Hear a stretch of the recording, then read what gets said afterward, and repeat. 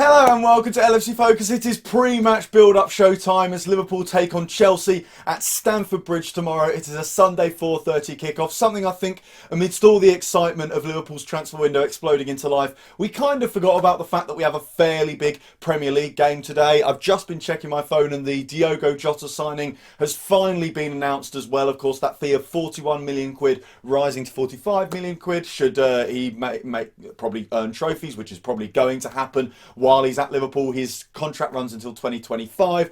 Interestingly, we only pay the first 10% in the first year, which is absolutely bonkers. That's something like 4 million quid for the first 12 months of the deal, which is fantastic negotiating from Liverpool, and probably the reason why we've gone for THIAGO Jota over Ismail Sarr, or even looking as far back as Timo Werner. Those were fees that we would have had to pay up front, or at least put a fairly substantial first payment in, and we just don't have the money for that at the moment. It's the same with the THIAGO deal. We're going to do it in instalments. It's a great bit of work from Michael Edwards and the rest of the transfer team. I'm very, very excited to see THIAGO Jota in a Liverpool shirt. If you want to know more about what I think of him, do check out the video that came out yesterday. There was a bumper transfer news special. We start with THIAGO. We go into THIAGO Jota. There's a little bit on this Schalke centre-half, Ozan Kabak, that we've had some slight links with as well. But of course, today, this video is all about the game against Chelsea. And in some circles, it's been billed as a very, very early title race six-pointer. Of course, Chelsea have strengthened massively over the summer, and with the amount of money they've spent, it's kind of been, the idea has been floated that even though it's early for Frank Lampard and he's still kind of finding his way as a manager and still establishing himself and his style on those Chelsea players, but with the amount of money they've spent, a lot of people are looking at it and saying they've got to mount some sort of title charge. But personally, I don't see this game that way. I think unless it was Liverpool Man City, I'm not viewing any kind of game this early on in the season as a title race six-pointer. Normally, regardless of who you're playing, whereas Liverpool, we'd just be like, you know what, we're not thinking about the title race at this stage. We'll just try and win the games that are in front of us, and we'll think about where we are and who we need to be beating in 6 points and stuff like that later on in the season. The nature of being champions is that you are automatically in contention for the title. It's you who's defending it. So anyone who has any designs on the title who comes up against you is going to see you as a massive, massive target. And I'm sure Chelsea do have designs on the title. I know Frank Lampard will try and play it down because it's quite an expectation for them to make up the points gap that existed between them and Liverpool last season. And of course, Liverpool and Man City have both been on this level that is just streets ahead of anyone else in the Premier League over the last few years. So he will try and play it down, but they will definitely see this as a huge, huge opportunity to lay down a massive marker. And of course, with it being at Stamford Bridge, normally you probably give them the advantage, and I think that's why this is actually a very, very good time to be playing Chelsea. I'll come on to the way the new signings are gelling a little bit more later on in the video, as I always do, where I talk a bit more about the opponent. But just from a perspective of it being at Stamford Bridge, without the crowd, that is hopefully going to make some sort of difference, because while Liverpool have a good record there in the league in recent seasons, I think going back 5 years, we've won 3, drawn 1, and only lost 1 game there over the last 5 seasons, which, given how difficult a place it is to go, and given looking at our record before those last 5 years, that is a fantastic return from Liverpool, and hopefully we can bag another 3 points this weekend. But like I said, I think this is pretty much the perfect time to face Chelsea. You know, they're still in transition a little bit. They're still building their squad. You know, who knows whether they're going to make any more transfers between now and the end of the season. It doesn't look like they're shy to splash the cash at all, and it looks like they really are going all guns blazing for this season. And of course, also without the fans, it is a little bit of a blow for them, because they will not be able to use Stamford Bridge in exactly the same way that Liverpool aren't able to use Anfield at the moment. You know, looking back to last weekend's game, I was nervous about us maybe not getting a late winner because we didn't have the crowd on our backs. And if you take the last season's game, for example, even though Liverpool raced into a 2-0 lead at Stamford Bridge, Chelsea got a goal back, and then that last 20 minutes was an absolute sort of heart pounder, pulse racer. It was a nightmare to watch because those Chelsea fans were just willing their team on over and over again, and they actually cheered and applauded them off the pitch despite the fact they lost, because they were that impressed with how Chelsea took the game to Liverpool and tried to press us. So without those fans there, hopefully we can take a bit more control of the game. I do think we're a better side than them. We've got better players in pretty much every single department. So in an ideal world, we run the game, and without those Chelsea fans there to kind of create an atmosphere that fires the players in blue up, hopefully we've got a little bit more of a chance of that. But of course, team news going into the game, the thing that everyone is very, very excited about, and it's something that I mentioned in yesterday's transfer news video as well, is that THIAGO is technically available for Liverpool for this game. The paperwork was submitted before the noon deadline yesterday. Diogo Jota, obviously, I think that's a little bit too late. There's very little chance that he'll play in this game. I think looking more towards that game against Lincoln on Thursday night for when we might see him make his debut. But Thiago Alcantara is available. I think Liverpool are training today. I'm not entirely sure, and there hasn't been any pictures come out or anything. So it remains to be seen whether he's actually trained with the squad at all. Personally, I can't really see him starting. His pre-season started a little bit later with Bayern as well, so he hasn't had as much time to build up his fitness as those Liverpool players have. But I certainly wouldn't be surprised to see him in the squad. I'm sure Jurgen Klopp will bring him to Stamford Bridge and want to get him to feel like he's part of the boys already. And of course, depending on how things go in the game and depending on how Thiago looks in training and stuff like that, once Jurgen's been able to actually size him up in person, who knows, maybe we do see him for 15 minutes, 20 minutes, something like that, just as Jurgen tries to get him to the side as quickly as possible, because he is, of course, an established world-class player who you don't really need to worry about him trying to get up to speed with these Liverpool players. He will, of course, need to learn the system, but quality-wise, he is bang up to date with everything that we've got to offer in midfield at the moment. So as for how I think we're actually going to start the match, it is, of course, probably going to be Alisson Becker in goal. No qualms there. Had a bit of an iffy game, I think it's fair to say, against Leeds. There's at least one of those goals that you'd look at and see maybe he should be saving. Personally, I think the first one, he doesn't really cover himself in glory. There is that old adage of you should never be beaten at your near post. At the same time, the defence should have dealt with it. It's a very good shot as well, so it's hard to really say. The first game of the season, it's not a huge sample size, so I'm not saying he's out of form or he started badly or anything like that, but it would be nice, especially in these big games where he does tend to thrive. I'd like to see some big saves. I'd like to see him impose himself. I'd like to see a clean sheet as well, because that's what we bought Alisson Becker for. We bought him to go to difficult places in difficult matches and for him to dig us out when occasionally he will need to. Hopefully he's not coming under constant pressure, but you'd imagine a team of Chelsea's quality at Stamford Bridge as well, they will probably create chances, and you'd rely on a world-class goalkeeper like Alisson to dig you out and help you get the team over the line. So he will almost definitely be starting. Of course, he didn't start in the game at Stamford Bridge last season, so it'll be interesting to see how he fares playing against Chelsea away for the first time.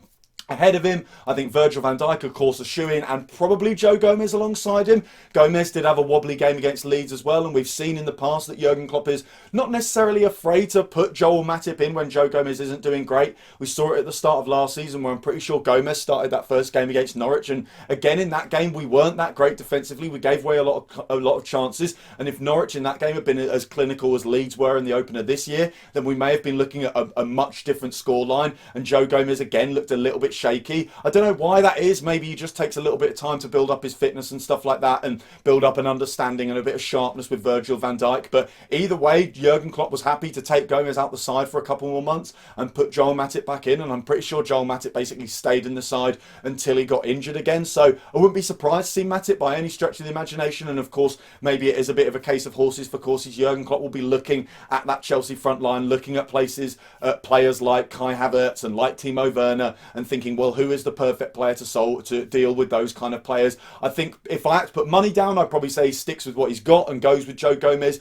just to see whether he can build on what was not a brilliant performance against Leeds. Either side of them, it's almost definitely going to be Trent Alexander-Arnold on the right and Andrew Robertson on the left. We've got no fresh injury concerns to speak of whatsoever, really. I can't really think of any players who are out at the moment, certainly none of the players that you'd be expecting to start week in, week out, and that is basically Liverpool's first choice back four when they're all available. So I reckon it will be Trent, Robbo, either side of Virgil and Gomez. Ahead of them in the midfield, I think Fabinho gets the nod to start this one. He didn't start in the game against Leeds. It was interesting to see him come on later on in the game. He didn't necessarily have the best pre-season. He didn't quite look sharp. He's looked kind of off it, if we're all being perfectly honest, since he got that injury against Napoli last season in the group stage. Before that, he had that 12 months, the whole of 2019, where he was one of, if not the best holding midfielders in the world. He was just sublime. You know, the things he was capable of doing, the way he screened that back four, the way he'd play balls forward, the way he'd link up with just everyone around him. He could almost control the game from the very, very centre of the park, and we haven't really seen that since he got that injury. So I think Jurgen Klopp will be looking to play him into form, and also with the balance of midfield that we're going to be going for in this game, I think it'll be a bit more defensive than we went with against Leeds. So I think Fabinho drops into the 6 role. Henderson will probably stay in the side but be pushed a little bit further forward into the 8, and I think the midfield will be completed by Gini Wijnaldum. That is the midfield that we often see Jurgen Klopp go with for these kind of big games. Oh, the flag's just gone down. down. It's not a big deal. I might sort it out later on. I'm sure you guys aren't really that fussed. But anyway, that's the midfield that we tend to go with in the big games, and I'm sure this will be no different. And then, of course, in front of them, there's no real arguments here. It's going to have to be Mo Salah, Roberto Firmino, and Sadio Mane leading the line. So taking a more in-depth look at Chelsea then, we did get a strong sense of the kind of team they'd be playing in this week's game when they played against Brighton on Monday night. In terms of injuries, they're going to be missing generally the same players that they didn't have for that game. So there'll be no Pulisic, which is obviously a huge boost for Liverpool after he came off the bench at Anfield right at the end of last season. And if we're being perfectly honest, ripped us to bits. He was phenomenal. I think he gets a goal and a brilliant assist as well, where he basically beats our entire right-hand side. So it's a hell of a blessing that he's not going to be available for this game. They also haven't got new signing Hakim Ziyech or Ben Chilwell, which means that left-back area is maybe somewhere that Liverpool will look to target. There doesn't seem to be much faith in Marcos Alonso, hence why they've splashed 50 million quid on Ben Chilwell, and so Sadio Mane will hopefully... Actually, no, it's not Sadio Mane, it's Mo Salah on that side, and of course, after having a fantastic start to the season in the game against Leeds, he will probably be licking his lips and looking for even more goals in this match. So there'll be no Ben Chilwell, so Marcos Alonso will probably be starting, and no Thiago Silva either. He is still not available, probably resting, I think, from the game against Bayern Munich in the Champions League final. So that means that we'll probably see generally the same back line, same midfield, and same front line that we saw in the game against Brighton. And it was an interesting display from Chelsea. I think the scoreline actually flattered them, to be honest, in the end. Based on performance alone, I think Brighton certainly deserved to get at least a draw out of that game. They controlled it for vast periods. Chelsea rarely looked like they were in charge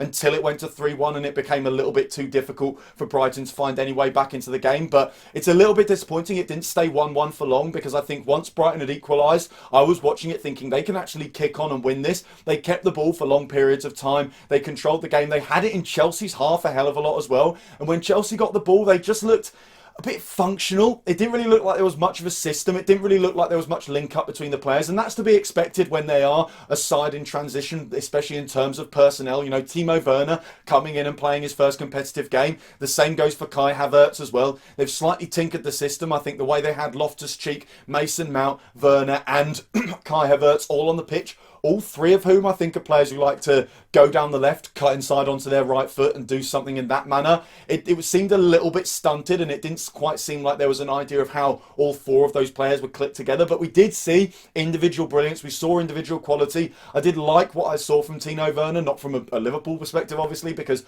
I'd rather he has an absolute stinker on Sunday against us, because I don't want to see him score. I don't want to see Chelsea win. I want Liverpool to come away with all 3 points. But just from a neutral perspective, he looked like a good player. He had flashes of brilliance. He was getting in behind. He was causing problems. He wins the penalty, of course, as well. So that was a solid performance from him. And Kai Havertz as well also had some nice touches, looked like a decent player. But like I said, it's just not quite clicking, and hence why I think this is a really good time to play Chelsea. Well, my one concern would be that when Brighton did have the ball, they struggled a bit to break Chelsea down. Chelsea obviously don't have a great reputation as a defensive side at the moment. I think a lot of that is down to the fact that they try and play this high line, they try and keep the ball, they try and push up. But I don't think Lampard's really got his head around of how to coach that, which is understandable, obviously coming from the Championship, coming from Derby. That's a very different thing. You probably don't play high lines in the way that the top teams do in the Premier League, and you probably don't come under fire from counter-attacks in the same way that teams do in the Premier League. So maybe there's something in there. Maybe Liverpool should be looking to let Chelsea have maybe a little bit more of the ball than maybe makes sense to do so, and that's kind of why I picked the midfield that I think should play as well. You know, Henderson, Fabinho and Gini, they are all players who are a little bit happy, not necessarily to sit off, but can play very well without the ball. You think about other players Liverpool have got, like Naby Keita and probably Curtis Jones as well. They're at their best when they've got the ball at their feet and they're dribbling and they're running and they're passing and stuff like that. Once we lose possession, they aren't quite as good as what we've got in what some people term the workhorse midfield. But like I said, it's why Jurgen Klopp plays them in these games, because they're very good off the ball. Their positional sense is fantastic. They know when to press, they know the areas to press, and they know how to kick off counter-attacks as a result. So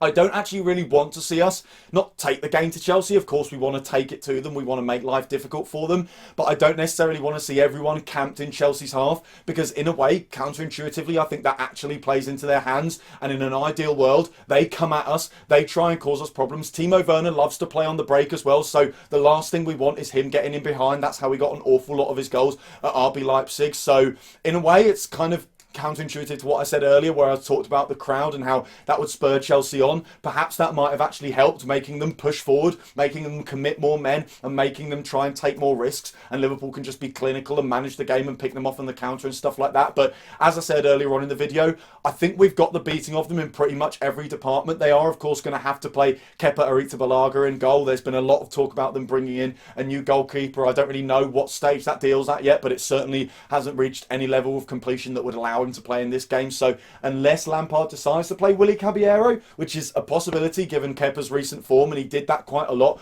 towards the end of the last season, it was actually quite a surprise to see Kepa starting at Anfield, and Liverpool certainly, had their fun with that situation by scoring 5 goals, a lot of them absolute screamers from long range. So that's certainly something that we can try and play on. Their defence is just nowhere near the quality of ours, despite ours not being in great form at the moment. In our midfield, I think we're drastically underrated all the times. I looked at a combined 11 that have been put together, and it was entirely Chelsea midfielders, and it kind of feels weird that no one seems to give Liverpool's midfield the respect it deserves, because it is the engine room. It's so important to how we play, and I think there is, again, more balance there. Chelsea are they're not just trying to find chemistry, they're trying to find balance as well. They're trying to work out what players work together on the pitch to create a team that defends well and attacks well as well. And they're using this 4-2-3-1 system, and you're seeing, I think it was Jorginho and Kante in a bit of a double pivot in the game against Brighton, and that worked to an effect, but it certainly wasn't great at winning the ball back at times. So they're trying to find a balance. They're trying to find a way to fit all these new signings into a team that already is in transition at the moment.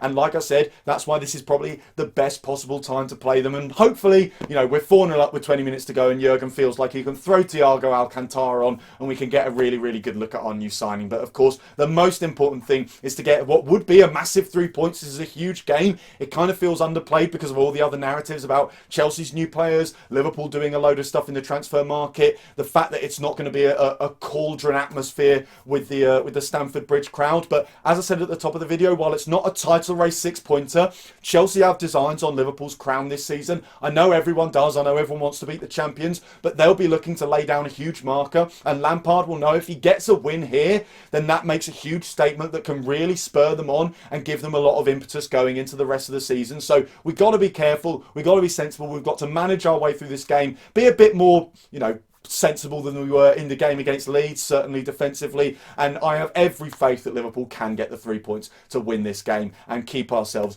right near the top of the Premier League table at this early stage. So that is all for today's video. Thank you guys very, very much for watching. If you did enjoy the video, as always, you know what to do. Hit the like button down there, hit that subscribe button there if you're new around here. Check out some of the other videos that have been out on the channel. Actually, other way around. Other videos, subscribe button. Don't forget to follow at LFC Focus TV on Twitter, and I'll be back to see you again very soon. Until then, bye for now.